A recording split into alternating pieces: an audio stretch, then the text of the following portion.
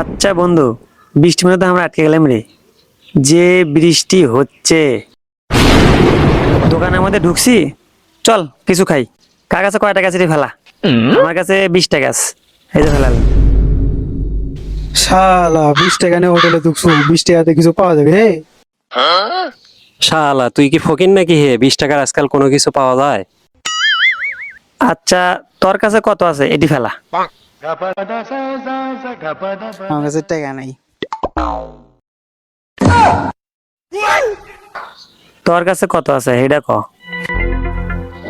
সত্যি বলতে আমার কাছেও কোনো টাকা নেই। তোর কাছেও টাকা নাই, তোর কাছেও টাকা নেই, এই 20 টাকা আছে, এটাই আমার কাছে সবচেয়ে বেশি। দাঁড়া তোকে দেখাচ্ছি। এই মামা 2টা কেক দেন তো। এই মামা নেন।